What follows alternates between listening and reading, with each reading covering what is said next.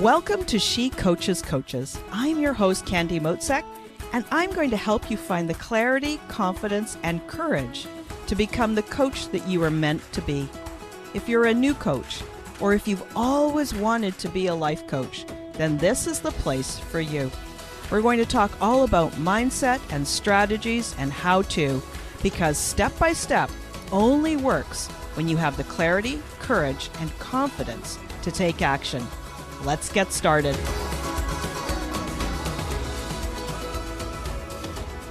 Hi there. I am so glad you're here. And welcome to this episode of She Coaches Coaches. Let me start by asking you if this sounds familiar. Do you spin in your thoughts? Do you decide and then reconsider and change your mind only to go back to what you chose the first time? It could sound something like this. Here's you, nervous and excited, getting ready for a practice coaching call with a new person. And you might be thinking, what do I say if they ask me how much I charge for coaching? Well, Jane charges $500 an hour and Bobby charges $50 an hour. So I guess I could charge $100. After all, I am new. Oh no, maybe I need a package. Oh, how many sessions would be the right number of sessions for my package? 6? Yeah, 6. Okay. I am going to charge $600 for 6 sessions. That's it. Good. That's what I'll tell them. Oh, wait a minute. But I'm new. Maybe I should give a discount. I wonder if my coaching is worth that. After all, I'll get practice coaching, and I really am just a baby coach. Oh, maybe that's too much money. Okay, I'll give them a little bit of a discount. I'm going to offer $500 for 6 sessions. That's a good number. And on it goes. And you guys can hear me. I'm smiling because I know what that feels like, that second guessing, that spinning, that indecision, back and forth, deciding and then changing your mind, spending a ton of time and energy on this one decision. And this is only one of many decisions. This is only one of many decisions that you'll have to make as a new coach. Back and forth. I have seen coaches second guess their decisions repeatedly. And in the end, they spend way more time making decisions than they are actually creating coaching clients. Decision making is a skill, and it feels like there's a lot on the line, right? We want it to be the right decision. Even though you've never been a coach before, or you're in a new chapter of your life, or you're doing something completely different. I've been thinking a lot about decision-making skills lately, and I know it can be uncomfortable. So over the next couple of episodes, we'll touch more on different things to do with decisioning. And in the meantime, this episode, we're going to talk about something called decision fatigue. It's very common, and it negatively affects many of us. So it's worth learning about, and then you'll be able to grow and learn how to manage it. So today, I want to tell you that I experienced some of this decision fatigue when I was deciding the topic for this episode. Crazy, right? It's one of the things. It's one of the reasons I actually settled on the topic is because here I was experiencing decision fatigue too. I was back and forth. I was writing an episode, and then I reconsidered. And then I came back to this one. Enough already, I said. I figured, since I too am still learning to make better decisions and stick with them, then I figure you are as well. So let's talk more about decision fatigue. We're going to talk about what it is and how it might show up in your life. how you experience it, and the result of living with decision fatigue. Then we'll cover 6 ways that you can avoid or at least minimize it. So let's get started. Let's start with, what is it? What is decision fatigue? We make hundreds of choices every day. What show do you want to watch? Do you want pizza or sushi? If you want pizza, where do you want to order it from? Delivery or pickup? What topics? What toppings? What size? It's true, the choices are endless, or at least they seem like it. Decision fatigue suggests that we have a finite amount of effective decision-making ability before this resource is depleted for the day. Think about how many decisions you make even before your day starts. Should I have another cup of coffee or grab one at Starbucks? You decide on Starbucks. Now you're at that drive-thru. What size? What flavor? What kind of coffee do I want? Do I want a caramel macchiato or an Americano, 2/3 full with cream? Do I want whip? Almond milk? More questions. What should I make for breakfast for the kids? Do I want to eat breakfast? What would taste good? What have I got in the fridge? What should I wear today? What's even clean? Do I need to do more laundry, or do I need to take a trip to the cleaners? Have the kids done their homework? Have they packed their backpack for the day? And on it goes. Essentially, decision fatigue is that our ability to make the best choices run out at some time during the day. So what does it feel like? And how do you experience it? At times, you're going to feel overwhelmed or irritated, anxious, stressed, or just plain tired. Other times, you might just make a snap decision to get it off your plate. Any decision, just be done with it. Or you might delegate the decision to somebody else. It might sound like this. Whatever. Whatever you want, go for it. That's fine. How do you know when you're experiencing decision fatigue? It's not always easy to know, but here are some ways it might show up in your life. When you're procrastinating, and you say to yourself, I'll do it later. When you've got a decrease in willpower, or you notice that you're being impulsive, it might sound like this. Oh, whatever. Supersize the fries. Sure. Or when you're trying to avoid something, I just can't deal with that right now. In other words, when you feel overloaded, you start to withdraw or even shut down. What's the result of decision fatigue? There are 3 common general results. They are poor choices. Did you supersize those fries when you'd planned to have a salad? Or spinning in indecision, second guessing. It might be that you get stuck in this indecision spot. You make a fast decision, then you spend more time and energy second guessing yourself, just like that example at the start of this episode. Then you change your mind and bounce back and forth between all the different options. It's like watching a game of ping pong as your mind bounces around. And the third result is decrease in productivity.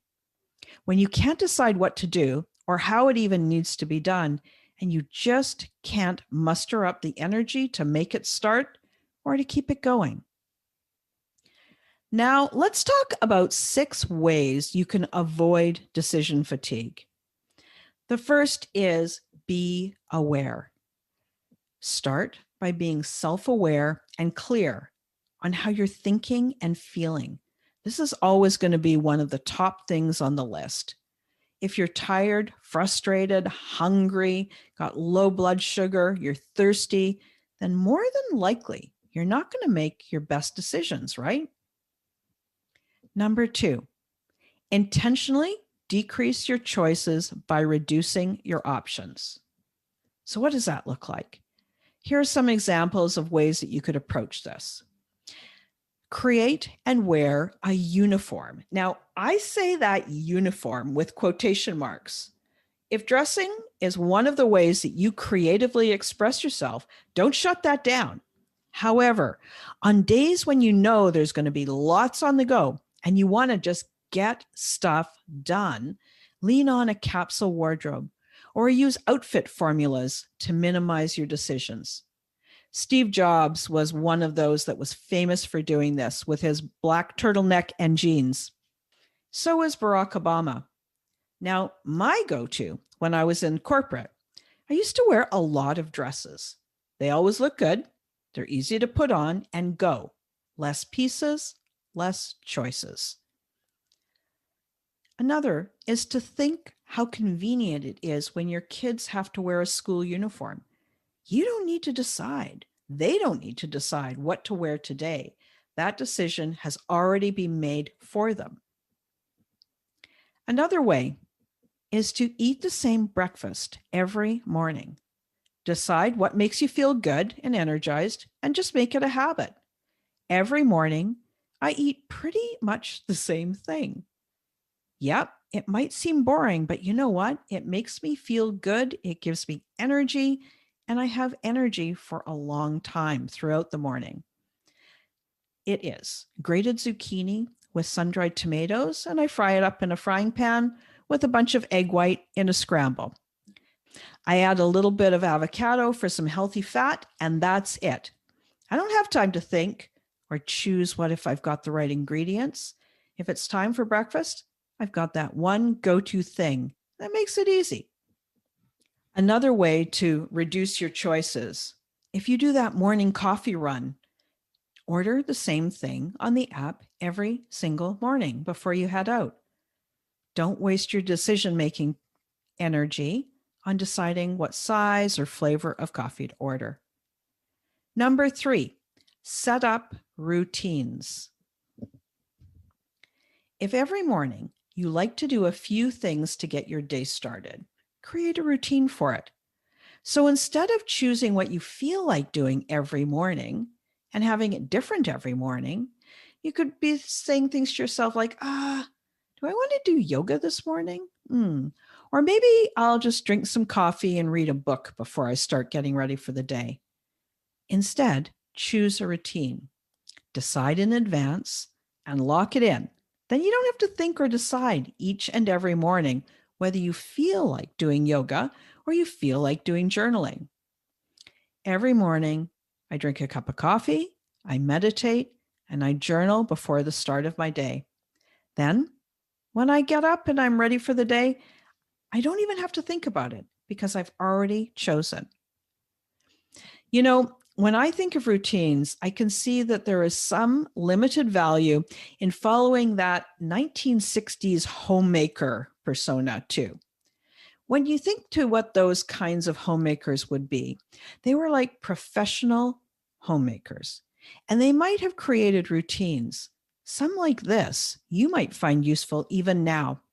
For example, plan your lunches and dinners for the week. Once a week, make all the meal choices. Is Thursday going to be taco night? Great. If Tuesday is going to be salad night, super. Maybe you put a slow cooker meal on Sunday, and now you've got meals for a couple of nights. Another approach, grocery shopping in one day of the week only, not run into the grocery store 5 or 6 times a week, just once. Or even better, take advantage of grocery delivery or meal prep kit delivery. How much of your life could you make into a routine so you don't have to decide what's for dinner tonight every single afternoon? Take that off your plate. Number 4, make your important decisions early in the day. So work on that important stuff first. Make your choices when you've got energy. New coaches, this is the time for you to make decisions about your practice when you're fresh. I know there are what seems like endless decisions when you're starting out. Do I want a Facebook group? What social media platform will I go on? Do I want a blog? Why is this a best option for you? All of those choices.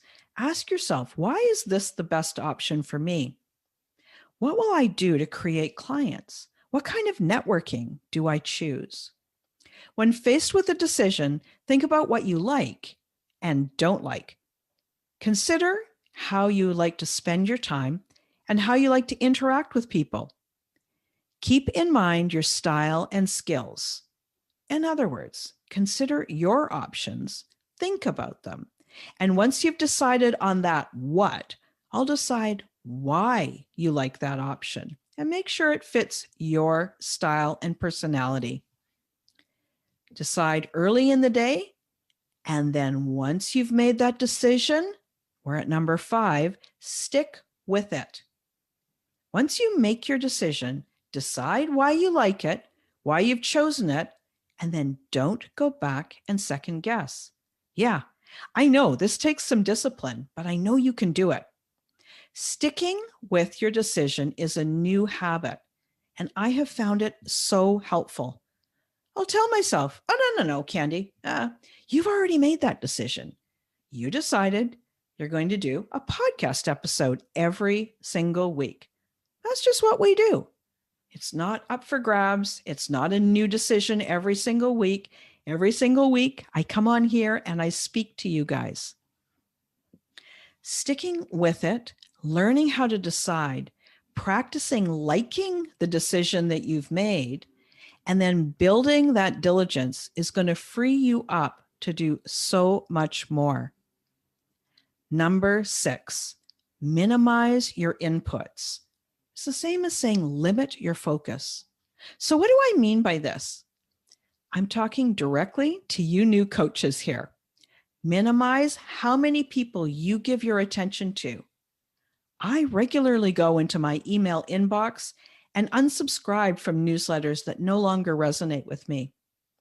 Reduce your time on social media. You can even delete the apps off your phone so you don't jump on there automatically and start scrolling. Decide on 1 or 2 mentors that you're going to follow and learn from them. Understand there are lots, and that's in capitals, lots of ways to create clients and lots of ways to create a successful coaching business. So that means there are hundreds or even thousands of people vying for your attention. They want to tell you their way.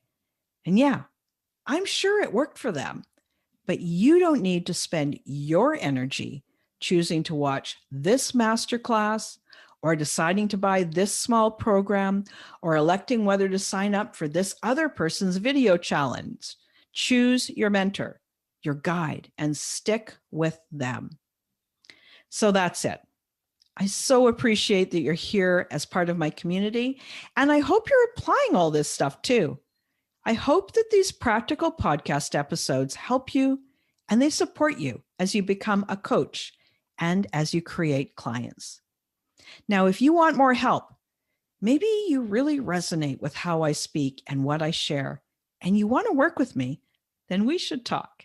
So if that sounds like you, and you want to make faster progress, you're eager to get your first paying clients, and you want my help along the way, click the link in the episode notes to book a call. We'll chat. We'll decide if we're ready to work together. All right, that's it for today, guys. I am so appreciative that you're here, that you spend your time with me, and I'll be back to talk with you again next week. Thanks again for listening today. Please hop on over to Apple Podcasts and leave a review. Also, I would love to hear from you. Did something that I say resonate? What else would you like to learn about? Click the link in the player and leave a comment on the post. This is going to give me great ideas for future episodes so I can help you best. Join me again next week for more coaching, support, and teaching to help you become the confident coach you are meant to be.